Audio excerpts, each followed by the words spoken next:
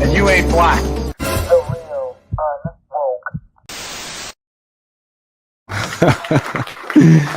And you ain't black. Gets me every time. Hello, guys. Thank you all for tuning in for Therapeutic Thursdays. How we doing? Hold up. Wait a second. Did I call it Therapeutic Thursdays? I thought I had another name for it. Yeah, Therapeutic Thursdays. How we doing today? How are we? I hope everyone is doing well. I send nothing but positivity your way. Blessings, many blessings to all of you who happen to be joining me tonight. Appreciate it. You guys already know. First one in the chat, you get a shout out. First one in the chat, I will shout you out. What's better than that? Having me, yours truly, shout you out. I mean, come on. Don't forget, guys, to like the video, subscribe, hit the notification bell if you have not already done so. All right, what is who we got up in this? Who we got in the house? We got Barbara. Hello, Barbara. Knock. Anybody home? Yeah, I apologize for my tardiness, but had to get this get some things put together there. Tanya, down with feminism. Oh yeah. We're gonna hopefully, once we unpack the whole the foundation of feminism and what is it predicated on. Hopefully we can all have a pretty open dialogue or discussion about it, right? Because I agree. Fig Tree 1948. What's good? One. Come on. What's happening, man, woman, however, whatever. How you doing? Hope you're doing well. Appreciate it, guys. Like the video, guys. I need to see every last one of you guys hit that like button. And if you got a friend or you have a foe, share the video. Don't forget to do that. I really appreciate it. Oh Lord. Today is my last day off. Got to get back to the rat race tomorrow, but glad to be here with you guys, going over some of these. Send this to you guys. Glad to be over here talking to you guys and kind of breaking down some of these concepts, some of these movements per se. In particular, we're talking about feminism. And you guys saw the thumbnail. Feminism. Is feminism freedom without responsibility? Is feminism at the core freedom without responsibility? I don't know. We're gonna find out, guys. But before we do, we have to do a little bit of history. Okay, we got to do a little bit of history because a lot of people don't really even know. I mean, it's been so perpetuated in the media, all over social media and all that good stuff. So a lot of people just don't really have a really concrete understanding of feminism, its roots, its origins, all that good stuff. So, so just for reference, feminism started in 1848 in Seneca Falls, New York. Okay, the suffrage movement consisted of 200 men. Isn't that ironic? The suffrage movement consisted of 200 men and 100 women. All right. In the 1920s, Uh, the suffrage movement was actually seen as a terrorist organization that would plan assassinations. Ooh, did we know that? I don't think we know that. Yeah. It was kind of sort of perceived as Antifa is perceived today. Kind of like the same thing. They were planning assassinations. I think um, bombings. There were bombings and a whole bunch of these guys. It was not a. It was certainly not a friendly organization. And I find that interesting that 200 men was a part of the suffrage movement. That's news to me, right? Because as far as I'm concerned, oh gosh, the evil patriarchy, men oppressed us. Well, it seems like men were fighting alongside you in your mutiny. Okay. All right, let's go ahead and continue forward. So let's fast forward. I just kind of want to go back, give you guys some back history on that as far as where it started and all that good stuff. So let's fast forward to the 1960s. So real quick, guys. So whenever you hear people talk about like there being waves of feminism, first wave, second wave, third wave, I just gave you guys the origins. Okay, so when it at its inception, it was seen as a terrorist organization, a terrorist movement, the suffrage movement. Okay. So let's fast forward to the 60s. So 1960, all right, we have the FDA approved the abortion pill, granting greater reproductive freedoms for women, right? The sexual revolution, also known as a time of sexual liberation, was a social movement that challenged traditional codes and liberations, codes of behavior related to sexuality and interpersonal relationships. So basically, this sexual revolution movement was the catalyst of the downfall of the new family. And that's essentially what feminism is today. It's a hostile takeover of the nuclear family. It's trying to supplant the notion that all families are equal, okay? That the nuclear family is indicative of this patriarchal society that we live in today, which I would argue today we are in a gynocentric societal order. Now, what is a gynocentric societal order? We talked about this, guys. Have you guys been taking your notes? Have you been taking your notes? What is a gynocracy? I'll wait. Can someone put it in the chat? What is a gynocracy? Put it in the chat. If anyone can answer that question, I would be blown away. All right. You will get all plaudits for this evening. I promise you. I would just grovel at your feet. Like, seriously. I'll give it a couple more seconds. It's kind of quiet out there. Wake up, guys. Wake up. Wake up. What are you doing? Some good stuff. There you go. David Joseph. A gynocracy is a society that is predominantly ruled by women. A gynocracy is a society that is predominantly female led. Without Google, I have no idea. Yeah, Google is our modern day encyclopedia. It's our go-to, right? But yes, David Joseph, you hit the nail on the head. That is correct. It is a society that is predominantly led by women. Now, how is that possible? Because what I hear in the media, what I hear all over the news is that we're still under this oppressive patriarchal society where men rule, right? That's what I hear.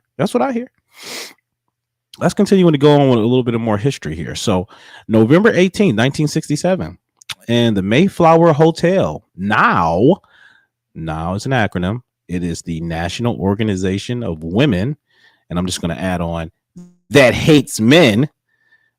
So now adopts the passage of the Equal Rights Amendment, ERA, the repeal of all abortion laws, and publicly funded child care among its goals in a Bill of Rights for Women. All right. And it was supported by Betty Friedan. All right. Now I know we got got somewhat of an older crowd out there. So you guys may or may not be familiar with Betty Friedan, but she was a staunch advocate for women's rights, right? And there's a lot that is subsumed under this umbrella of women's rights, okay? And a lot of it was counter counterproductive to female nature, counterproductive to the forwarding of a society, and we're going to get into all that. So I want to play this video, a little bit of what now. Oops. So you guys can get a good visual of this National Organization of Women and see what I'm talking about here. You know what I'm saying? Oh, let me take that down. Hold up 1 second. There we go. All right, guys. Let's just play this here. 50 years ago, the National Organization for Women was born into a very different world. As women, our role in society was clear. Every woman needs to be herself at times. Your answer? Baking. Try to do something about your coffee. I hoped it would be better today. We were in Your our bra. place, and our place was in the kitchen, cleaning our homes or other people's homes, caring for our own children or the children of others, certainly not in the halls of Congress.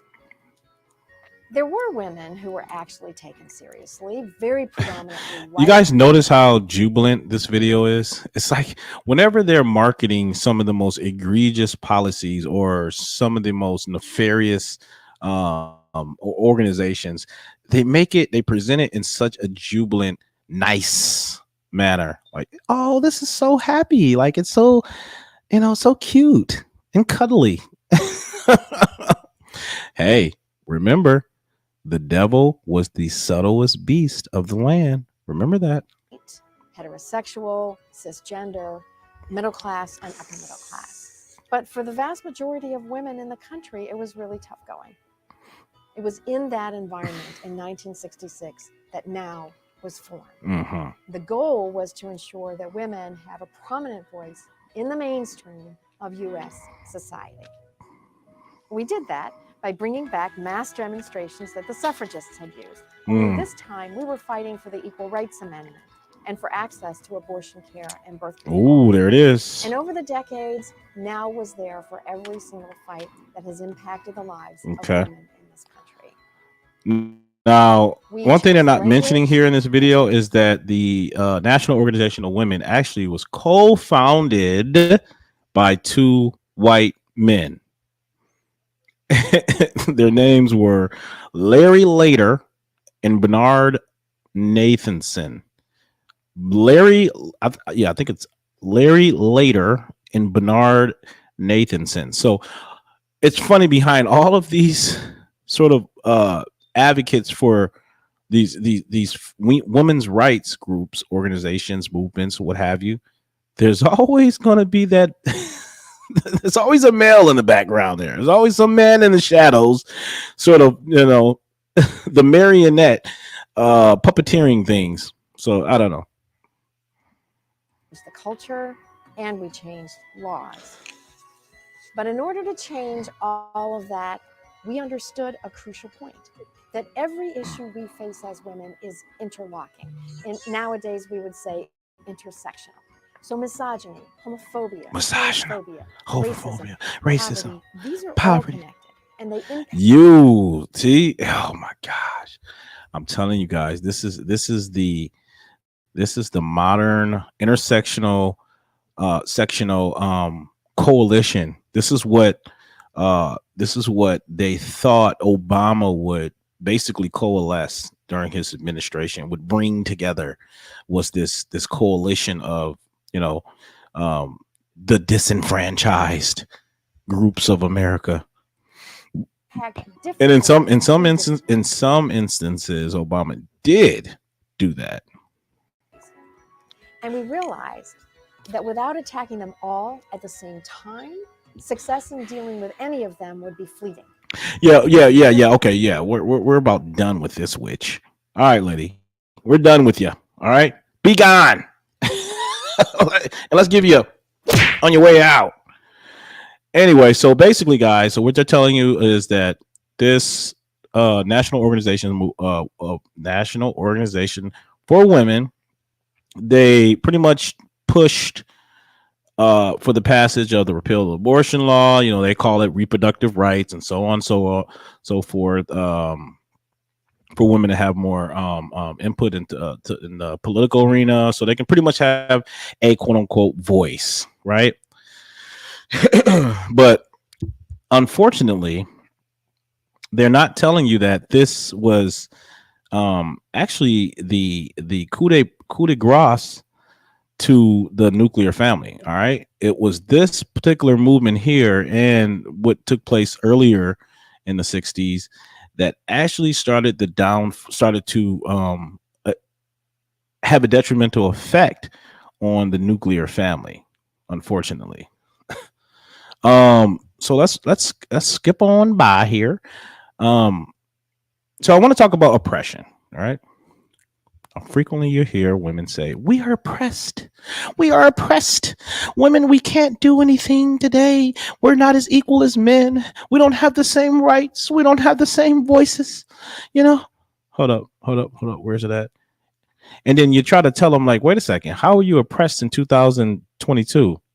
How dare you? And that's how they respond. How dare you? So I want to go into this. So you heard some of you may have heard that back in the early 40s or 50s, women would stay home taking care of the children. They were essentially the caretakers of the home. Okay. Now, the feminists would argue that women were forced to do this. They were forced to be in these particular roles at the home and that this was against their will. But that doesn't coincide with the historical record, right? It was actually a privilege for women to stay home because, you know, a lot of the times men, they would have to go out into the field, they'd have to go out and work and bring home the bacon. And also there were a lot of instances where women, even in that time, were allowed to, depending on status and I believe the location, a lot of women were wealthy.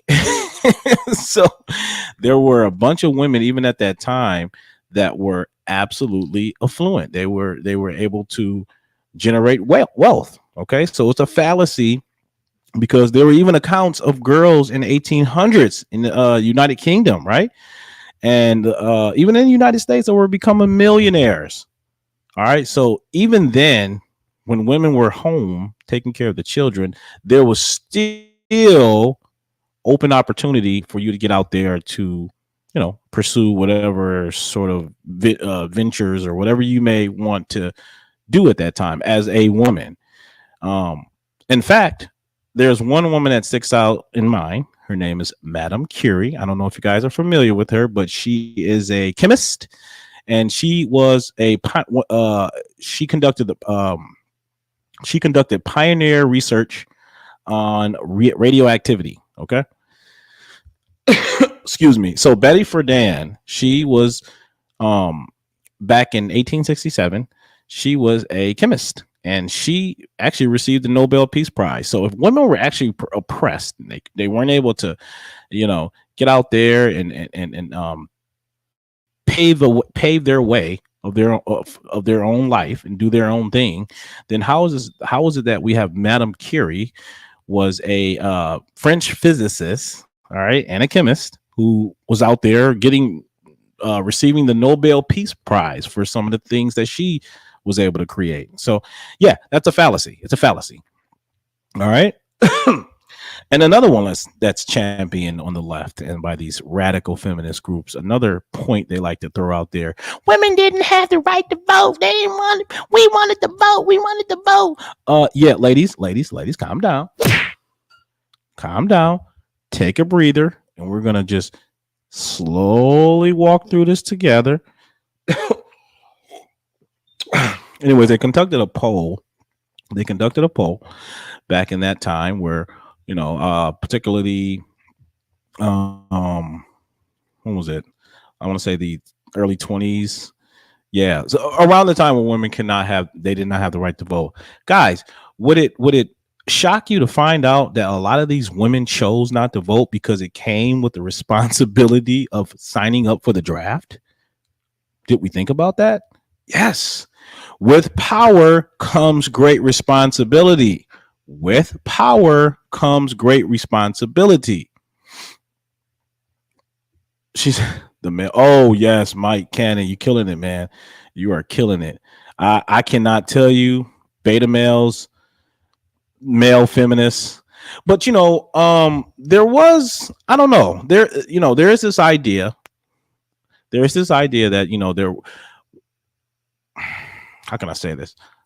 Okay, so if we're gonna go by the feminist the feminist waves, some would argue that the second or third wave of feminism was about the right of choice, the freedom of choice, being able to choose whether or not you want to be at home or as a caretaker, or to be able to go into the workforce and and compete with the men. So there's this notion of choice. But guys, I just provided you evidence that Madame Curie, if she was able to get out there and invent crazy things like radioactivity and pioneer research, it was never any sort of, women were not circumscribed from getting out there and inventing these things. They just chose not to. They would rather be home with their families. And in fact, hold up. Just want to make sure I got my stuff here.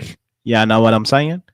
In fact, women were rates of happiness were higher for those women then than what they are today. I'm going to go into some facts and some stats, guys. But yeah, where is it? Today we have 50% of women that's over 30 and single and childless. Okay, 50% of women over 30 are single and childless, and females today are twice as likely to be on antidepressants. Who was the man behind Madame? Right, I know, right? The feminists fought for changes in custody and divorce laws. We're going to get into that because no fault divorce, this notion that, I can just, wreck my marriage for irreconcilable differences, some stupid arbitrary reason which incentivizes women to wreck their homes, and basically to take the man for everything he's got. The number one reason why marriages end today is because of financial reasons. But that's still, in my opinion, that's still not a reason to get divorced. What is it? Sickness and health, death do us part. That doesn't apply anymore. Anyway, let's see. 50% of marriages end in divorce today. Men pay 90% of alimony that's paid out. And yeah, back to what I was saying earlier, women initiate 80% of all divorces. 80% of all divorces. And the number one reason is finances. I mean, come on, guys. Is that a reasonable? is that a good reason to end your marriage? Well, feminists would say, well, if you're not happy, you need to get out of there, right? It's about your happiness. It's about being free. No, it's not. It's about duty and responsibility. That's what our forefathers got married for. All right. And you know what? We're going to get to that too here. Where we go. So for the majority of history, marriage was kind of like a business contract between families, right? The families would pick the best matches that they can find, and the people did their duty in that day, right? Our forefathers, our grandmothers and grandparents, they all knew that, you're going to fall in and out of love at any given time. You're going to fall in and out of love. That's just, that's just part of the ebbs and flows of life, but it wasn't until the whole notion of these Disney fanciful notions that marriage is about love. It's about happiness, and happiness is a fleeting emotion. It comes and goes like the wind, And now they're incentivized to divorce, in their marriage because again, there's no fault divorce. It's nobody's fault. We just we just couldn't get along. I think they should make it, in my opinion, my humble opinion, they should make it more difficult for marriages to end. And now, of course, you have your outliers out there where cases of abuse and things like that. No, I don't think no one should stay in an abusive marriage. I'm not saying that. Come on, guys. It's not what I'm saying. I'm simply saying that it should be very difficult for you to just, casually end your marriage, right? That's just, that's something that should be facilitated, I think, more so in today's society, but it doesn't happen, unfortunately. Let's go back to the stats. Yeah, I said 1 in 4 women are on antidepressants. Today women decide elections. They're 55% of the population. Did you guys know that? 55% of the population. Yeah. So 55% of the population. So a lot of our policies that are being, excuse me, man, golly, I got the hiccups. 55% of the population. So a lot of the policies you're seeing that's being put forth today, there's typically a lot of women that support it. And I'm not saying that all women vote as a block. And because, again, not every woman agreed to the whole not even all women agree with the suffrage movement. Actually, I'm going to show you guys this article here. Now, this is a newspaper article that I want you guys to see from back in the 20s, I want to say, where women are basically saying, hey, look, this is not all right. We don't support this crap. So women, even during the 20s, were rejecting. They're like, oh, heck no, we don't want nothing to do with that. All right, here we go. So here we go. Oppose women suffrage. I'm going to read it. You guys probably can't see it, but I'm going to try to read it for you guys. So, and this was the discourse of that time. People had their opposition to the women suffrage movement. So the history of all states where women have the vote proves there is nothing to be gained by the women's suffrage. Women stand much to lose by the suffrage because suffrage demands equal rights. Where men only vote, women enjoy much superior rights and privileges.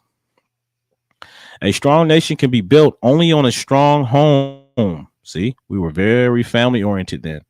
The philosophy of the women's suffrage is a blow at the home. See, they knew something that we don't talk about today. Even then they knew it was a threat to the nuclear family. To the suffragette, the father is but the casual parent. All right. This is what these radical extremists believed about the father, that the father was just a casual parent, and maternity, in the words of Miss Pankhurst, becomes a protected industry. Woo! So they considered the father a casual parent, and they considered maternity, the mother, as a protected industry. Wow. Well, that says a lot, doesn't it? Women's suffrage is a fundamental principle of socialism. Oh my gosh. Look at this, guys. You see how, look at this. This is everything we need right here. I can do the whole broadcast just reading this. These guys prognosticated something that's happening right now. They had the foresight to see that this is exactly what the suffrage movement would consequently become, a socialist takeover, and that's exactly what it is. And represents the theory of government, which says the individual is a unit of society and not the family. I'm going to say that again. Women's suffrage is a fundamental principle of socialism, and it represents that theory of government, which says the individual is a unit of society and not the family. The boys will come back from France have not been the boys who will come back from France have not been fighting for women who would be imitators of men, but for the types of women represented by their mothers and grandmothers. Oh my gosh. Wow. This is crazy. Women's suffrage deprives women of her greatest political power, which is her non-partisan power in the community. Enfranchised, she must become the member of a political party. Yup. Yeah, once she's enfranchised. Yep. The following words of Miss Pankhurst in October's Everybody's Are a Great Revelation as to aims for, okay, blah, blah, blah. Okay, so this is what Miss Pankhurst said. She will never again reconcile to a round of bed making and dishwashing when she has proved her economic worth. And her very maternity will take on the status of a protected industry. Yep. What do we have today? Women are, if you think that the Democrats and the liberals and the psychotic progressive left are not treating women as a protected industry, oh, you've been sleeping under a rock. After the war, millions of men will muster out of active service, but the millions of women whom the war mustered into industry, okay, no one will be mustered out. Yeah. Yep. And big business has been capitalizing ever since, guys. So I want to show you this document of this woman. She was an ex-feminist, and she's going to tell you how she went from being an ardent, angry, man-hating, male-bashing feminist to an advocate for men's rights. I'm not going to play it all, but just her testimony in the beginning, you guys are going to see that, yeah, even she, a light bulb went off in her head because she could see the truth. You know what I'm saying? All right, here we go. All right.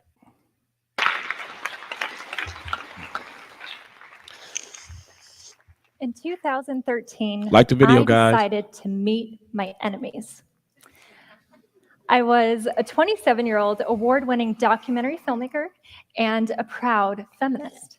And I was determined to expose the dark underbelly of the men's rights movement. At that point, all I knew of the men's rights movement was from what I read online, that it's a misogynistic hate group actively working against women's equality.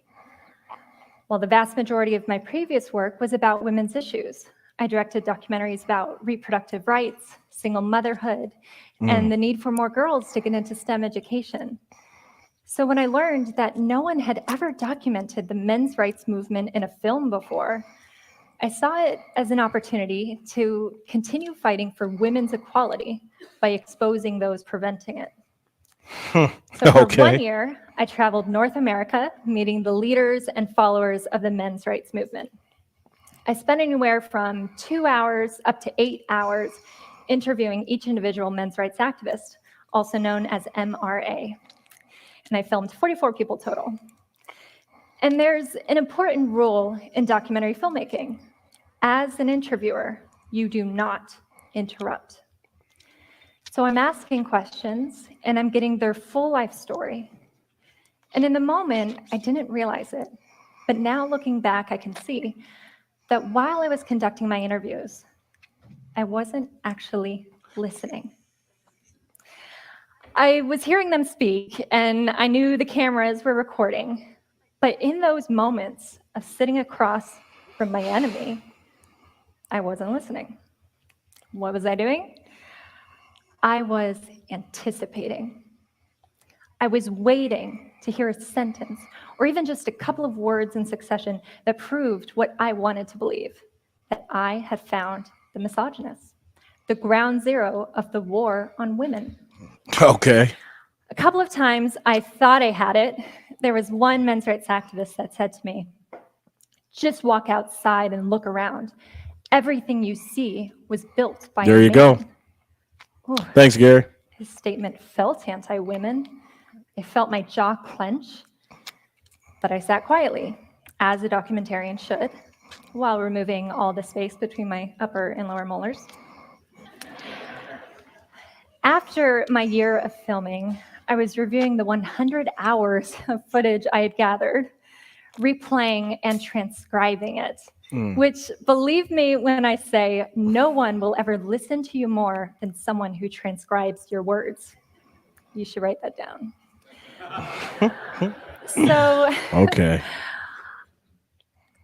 I was typing out every word meticulously, and through that process, I began to realize that my initial knee-jerk reactions to certain statements weren't really warranted, and my feeling offended didn't hold up to intense scrutiny. Feeling. Was that statement about men having built Always the back to the skyscrapers and feelings. bridges anti-women? I thought, well, what would be the gender reverse scenario? Maybe a feminist saying, just look around. Everyone you see was birthed by a woman. Wow, that's a powerful statement. And it's true. Is it anti-male? I don't think so. I think it's acknowledging our unique and valued contributions to our society. Yeah, Well, luckily, while I was making the Red Pill movie, I kept a video diary, which ended up tracking my evolving views. And in looking back on the 37 diaries I recorded that year, there was a common theme.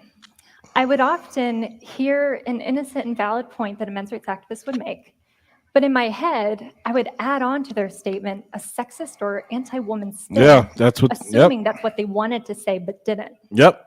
So here are two examples. It's always of how that would go. inferred. Never what A actually men's been rights said. activist That's what in these MRA feminists would do. say to me, there are over 2,000 domestic violence shelters for women in 2,000. the United States, but only one for men. You heard that?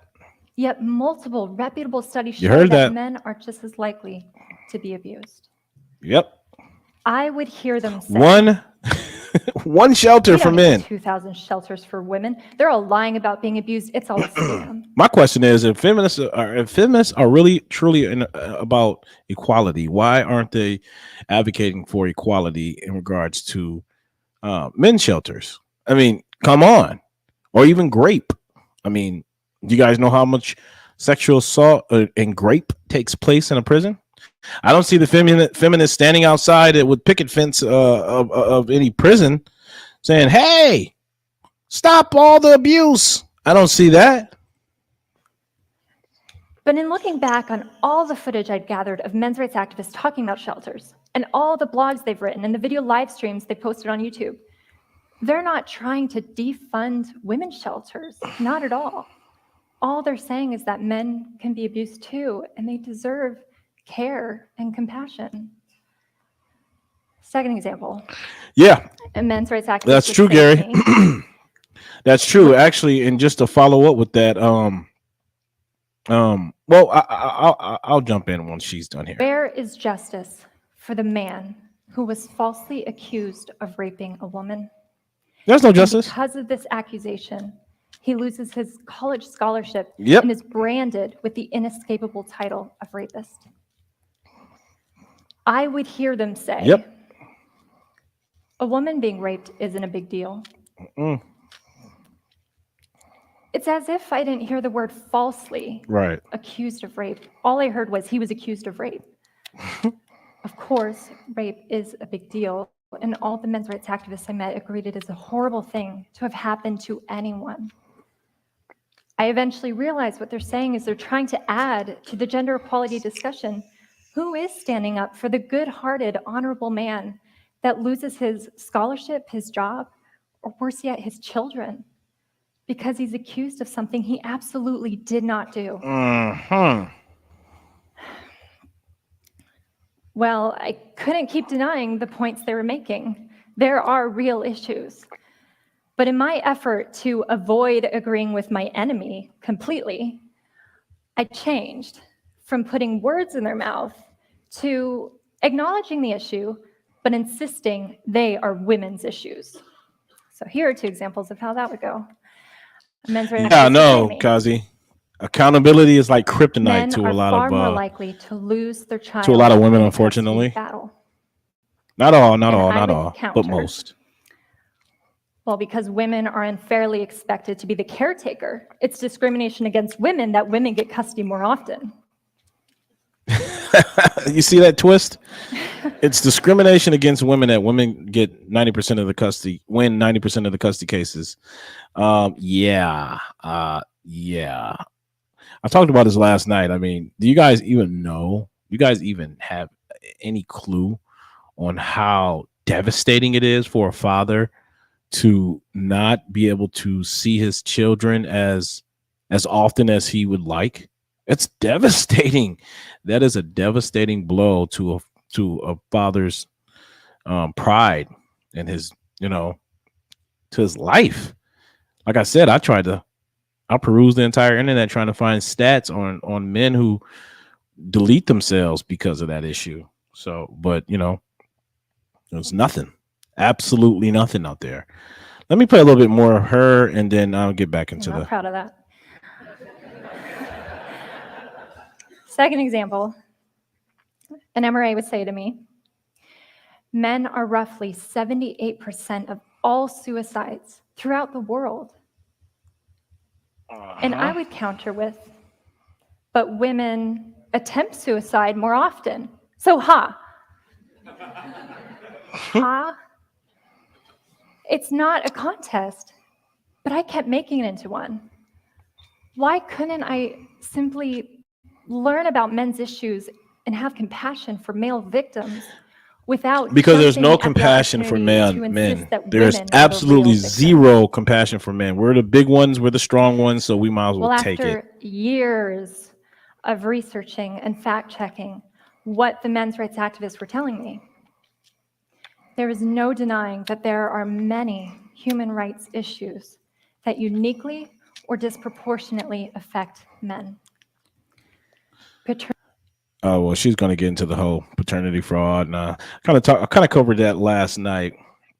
So what she's talking about, bigotry, are the double standards that exist in society today. Unfortunately, there are many social conventions in place to make women feel better about bad decisions. Okay, whereas we don't really have those social conventions for men. Now, she talked about the shelter disparity. There's roughly 2,000 shelters for women and children, one shelter for men. If a woman gets pregnant, she has plan B. She can give the child up for adoption, and worst case scenario, she can get an abortion. However, if a man gets a woman pregnant, excuse me, if a man makes a bad choice and get a woman pregnant, he has no say so, no reproductive power. He's on child support for 18 years, and women can get a check. A lot of times they can just get a welfare check. So women are incentivized. If there's no consequence for something, it's going to be incentivized. Barbara says, so wrong, Neil. There are women that love you and respect. I look, there are. I agree with you, Barbara. There's definitely more.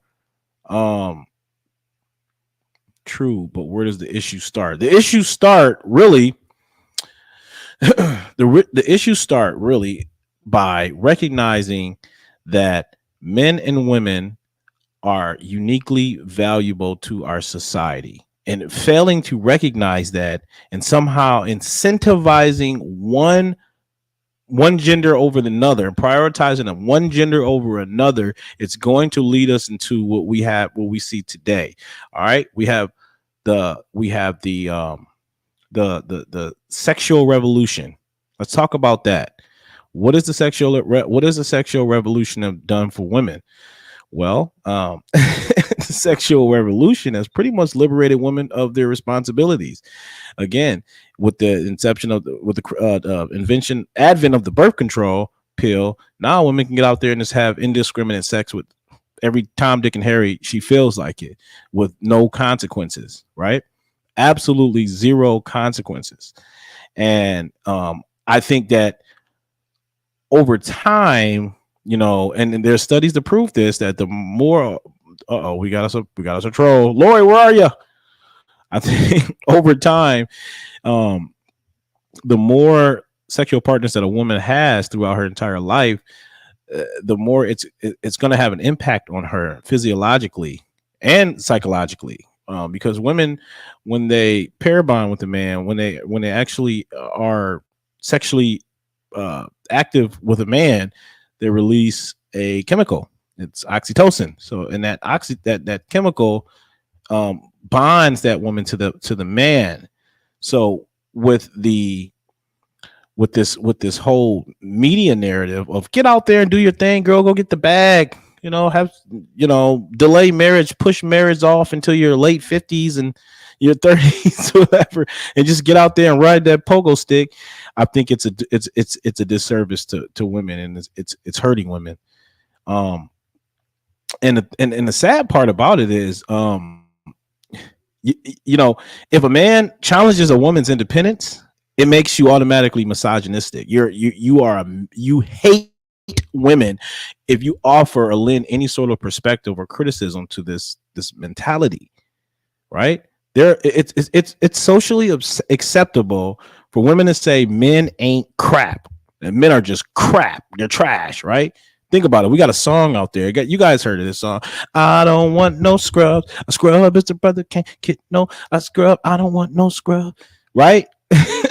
Now think about how much vitriol, how much backlash would I get if I came up with a song saying I don't want no, promiscuous woman. I don't want no, you guys know what I'm talking about. A strumpet. All right. What if I came out and created a song like that?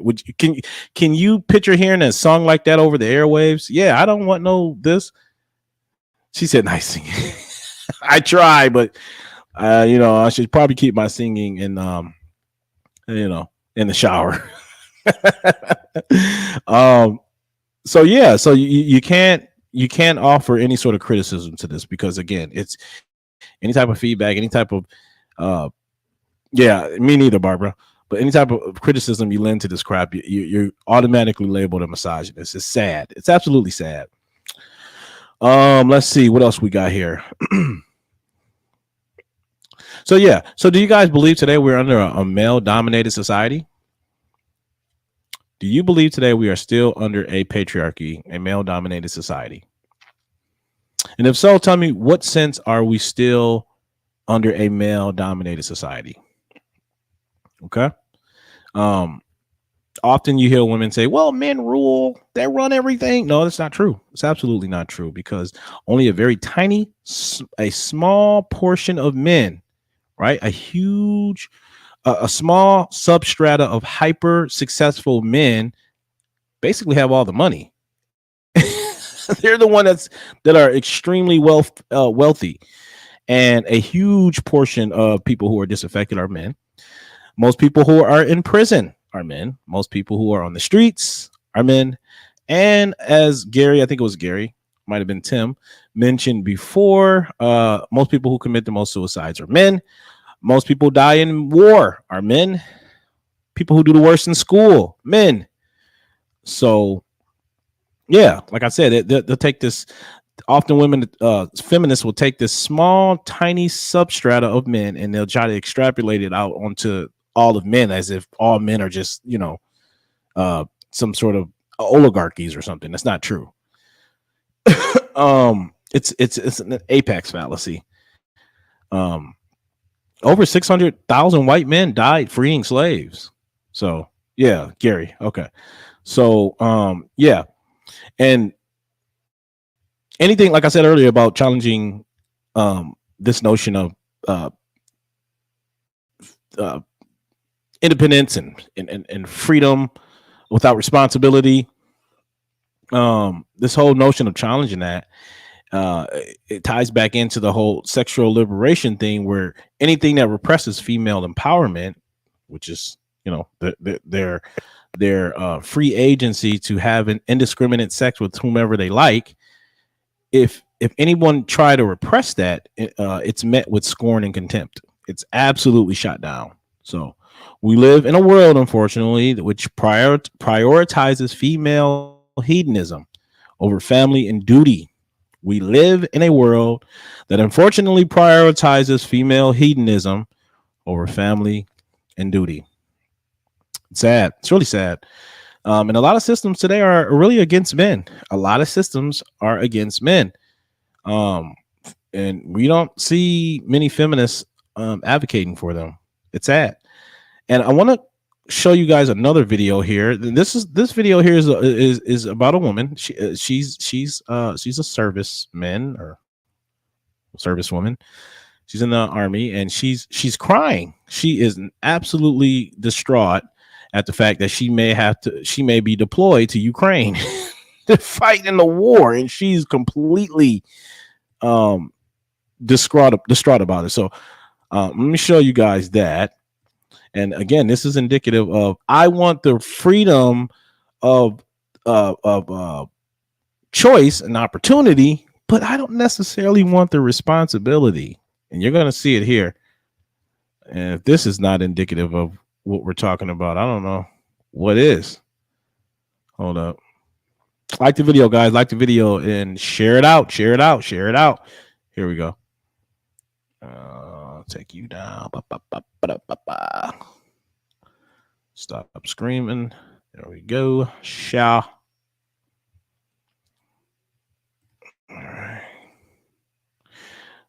right.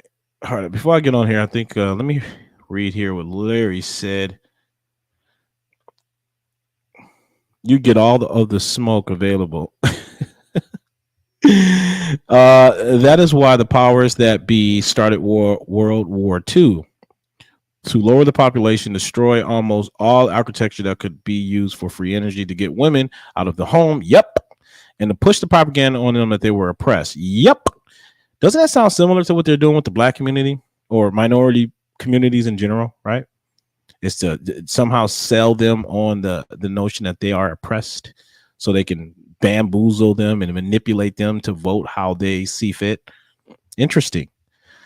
Do you think women had less control of men than they do now? Men are made strong because their desires to please their wives. Yeah, well, all throughout history, men have protected women and children. We've toiled together.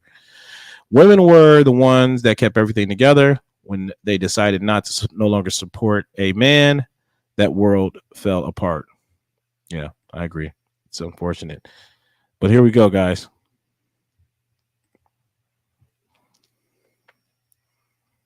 Hold up. Let me read your comment here, Barbara. Let me say, Neil, I spent 5 years in the military. It taught me that there are jobs and duties that a female can do and do well. There are also duties that women have no place. Well, hey, look, Barbara, you said it. I agree. Look, I believe there are certain jobs that women have the capacity of, working and doing. But me personally, I don't think women belong in infantry. I don't think they need to be out there actually in the battlefield. You know what I'm saying? I mean, because things get rough, I don't want to, if I'm in the army or whatnot, and my what do you call them? Battle buddy is a female. I'm like, oh my gosh, I got bullets ricocheting over my head, and I happen to get hit by one. Shucks, I don't want to have to rely on her to carry me back to base. I mean, Lord. That would be a scary thing. All right, here we go.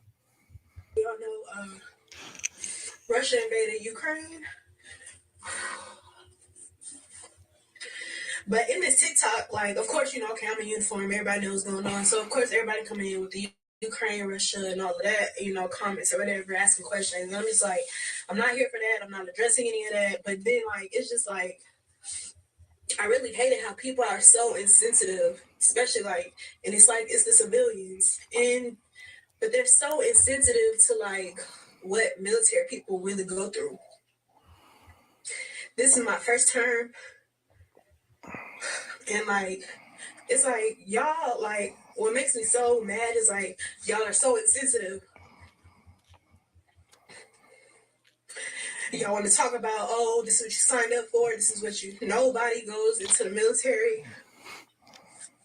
wanting to go to war, thinking they're going to go to war. Whoa. I mean, pause. Nobody goes into the military not thinking they're gonna go into war. I'm gonna say no to that. That is How dare you? how dare you say that? You're signing up for war. I mean, excuse me, you're signing up to go into the military.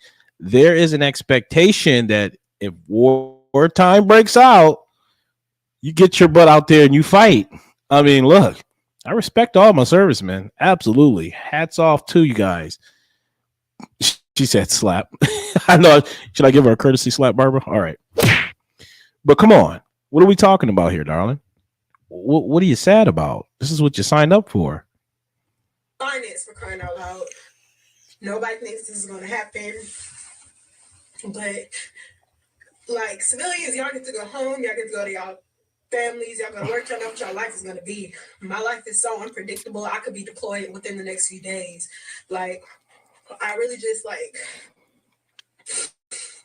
Oh, poor baby. For this. And it's just, it really, like, it hurts me, like, and I don't really like to let stuff affect me, but this is affecting me because this is my life. Aww. That's so sad. If anything, I really just want people to be more sensitive to the situation, because this is my life we're talking about. Like, there's potential that, like, honestly, like, there's potential that anybody going over there won't come back. So it's just, I don't even know why I'm making this, but it's just like, you're making it to garner sympathy from the public. That's pretty much why you're making it. You want people to feel sorry for you, right? That's pretty much. So yeah, finish her. Sorry, darling, but you signed up for it, so you're not going to get any sympathy from me, at least. You know. Linda says a Jezebel spirit has taken over many women. Yes, absolutely, Linda.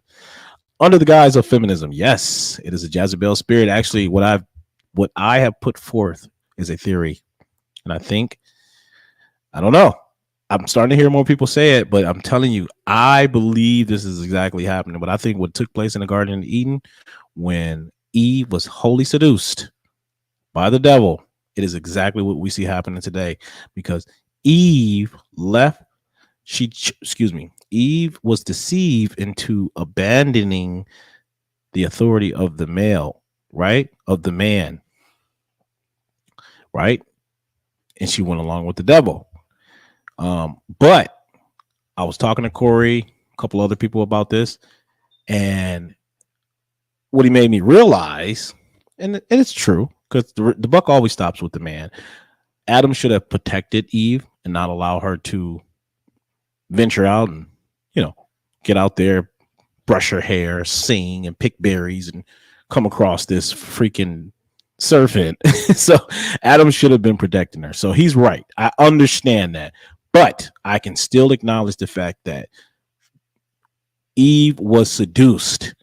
She was seduced, wholly seduced by the darts of Satan, by the knowledge of good and evil.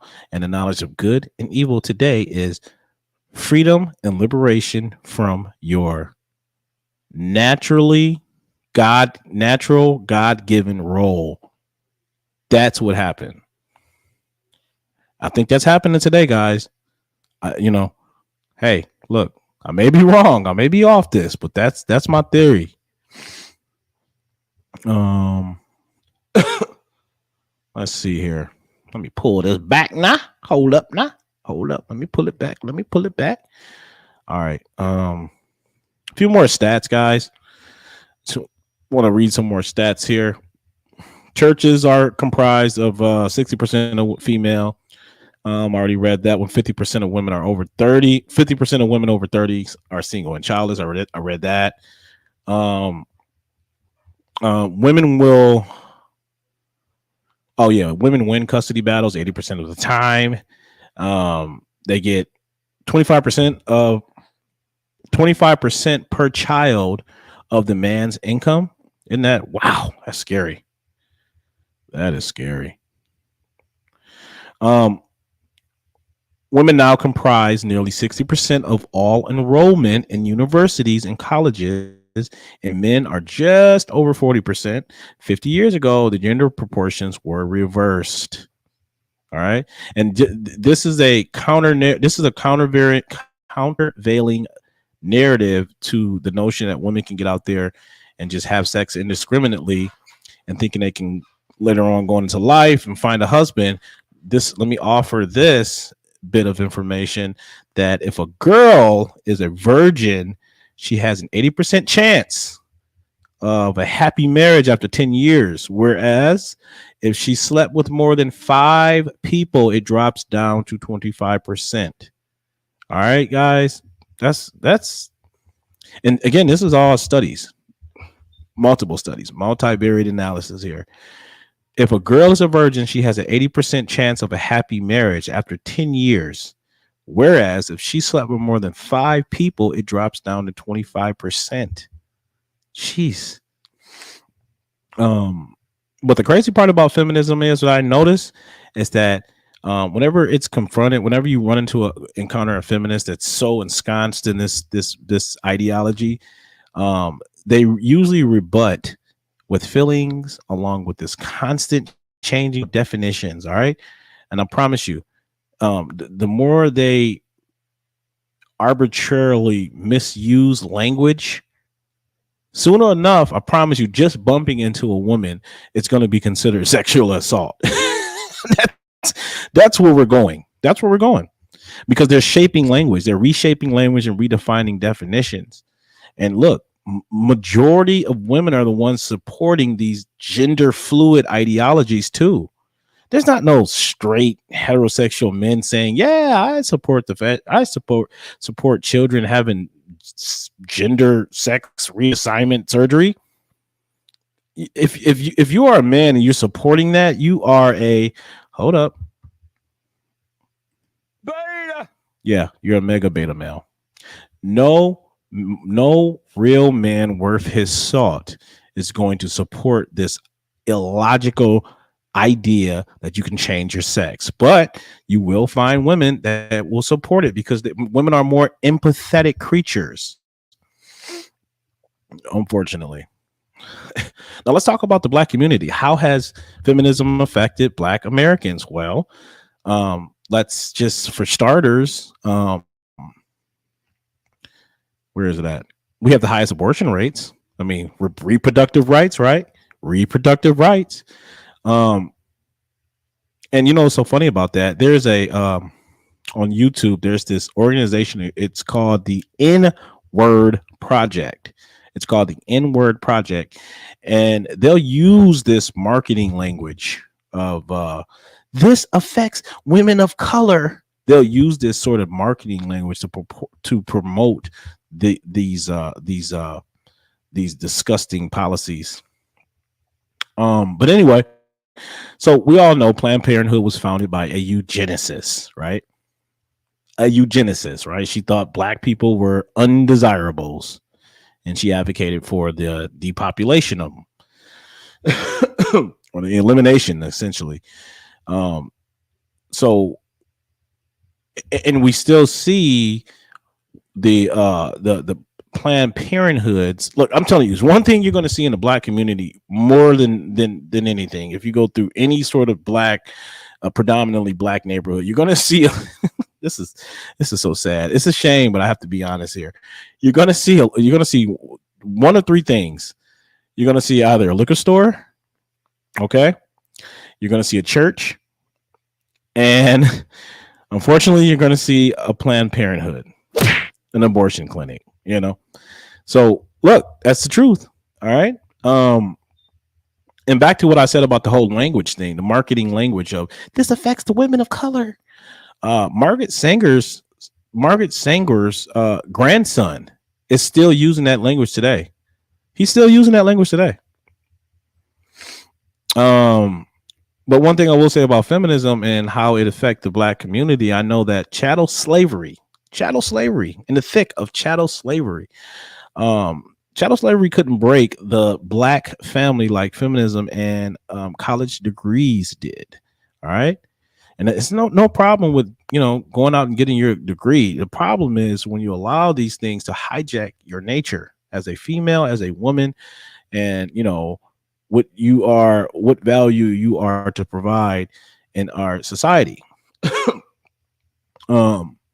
And so the Morningham report, Patrick Morningham, he is the author of the state of what is it called? I think it's called the state of Black America. He was basically sounding an alarm on this this explosion of out of wedlock births and how single motherhood has become an epidemic. And he wrote an article, got a lot of slack for it, and he pretty much forecast that if we don't call attention to this, it's going to get worse, which consequently it did.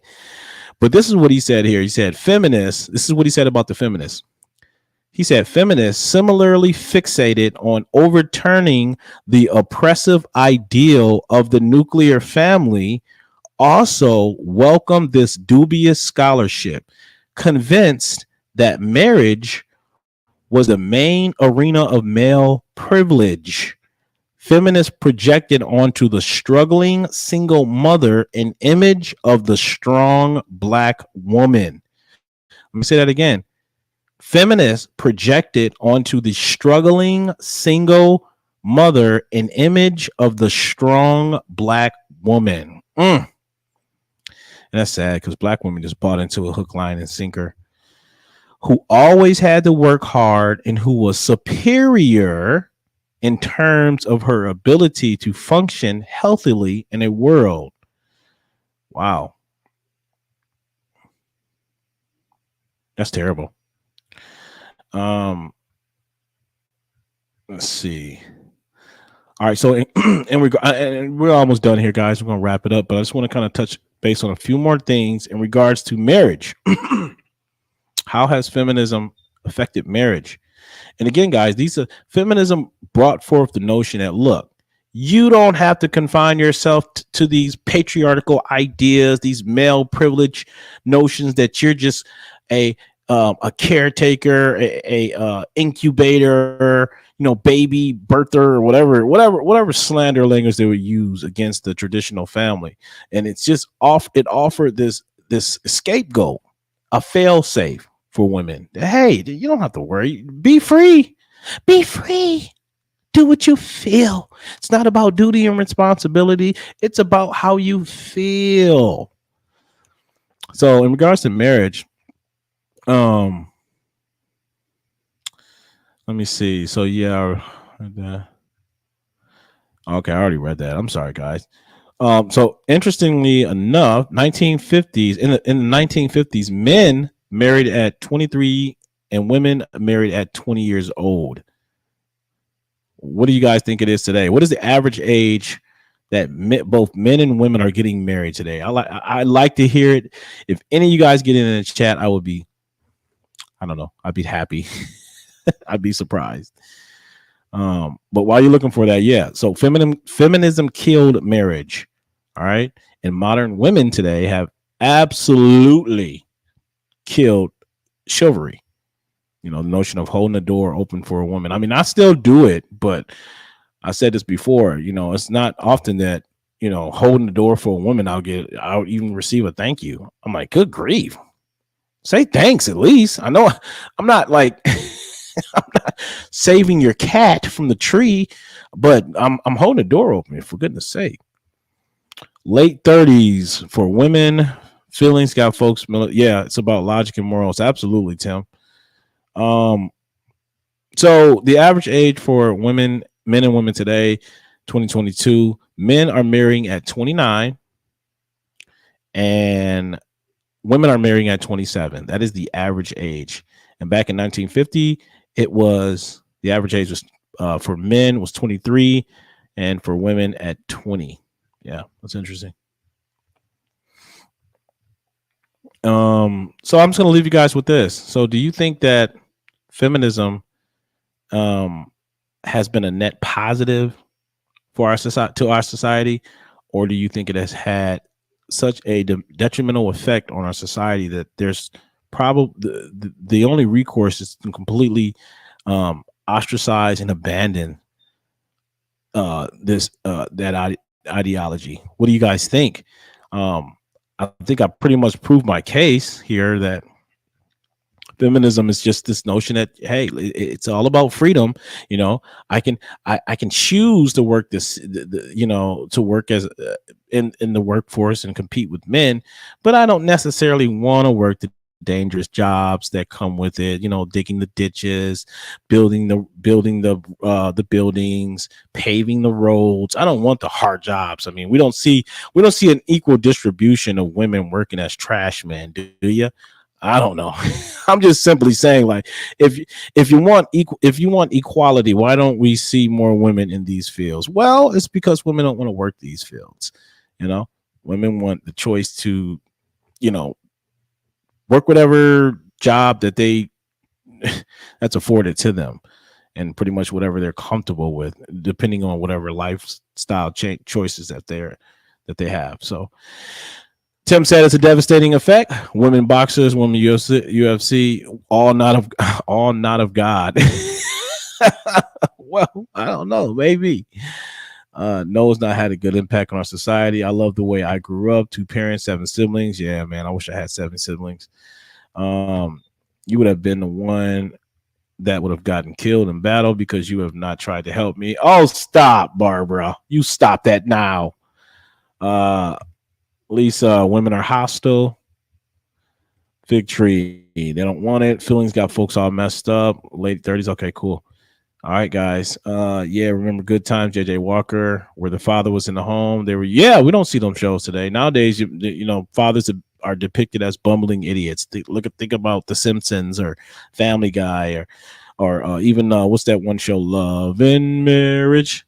I mean, fathers are depicted in media as like bumbling fools, imbeciles. No, they're not. They're not portrayed as strong, you know, providers, protectors, nothing like that. No, we don't want to project that image out there. You know, these dirty men might get some ideas. Anyways, guys, we're gonna wrap it up. You guys already know. Like the video, share. Don't forget to subscribe, please. If you have not subscribed, go to my YouTube. It is The Real Unwoke.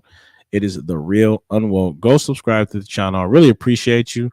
You guys already know how we end this. You know how we end this. We are speaking truth and reality.